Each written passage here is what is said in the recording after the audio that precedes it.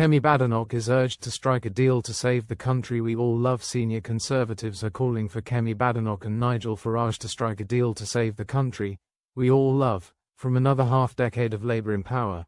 Tories who are desperate to oust Sir Keir Starmer, Angela Rayner and Rachel Reeves want the Conservatives and Reform UK to reach an agreement and stop the centre-right vote splitting at the next election.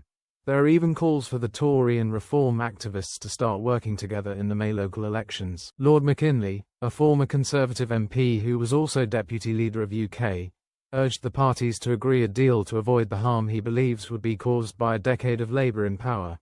He said, "I have said repeatedly that the danger to our country of an ongoing, and heaven forbid, re-elected socialist government is so great that it is the duty of parties of the right to do whatever is necessary to stop them. The inescapable conclusion is that Conservatives and Reform need to work together to stop the ongoing damage to the country we all love."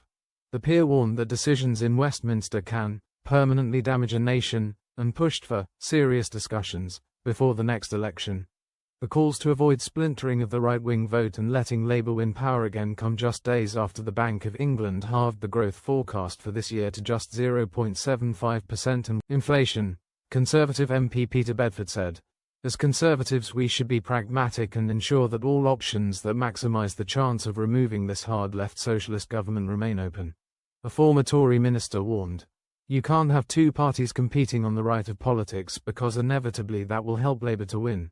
He fears that if reform stands across the country, Labour will be able to creep back into power with an even smaller share of the vote than the 34% they won in the summer.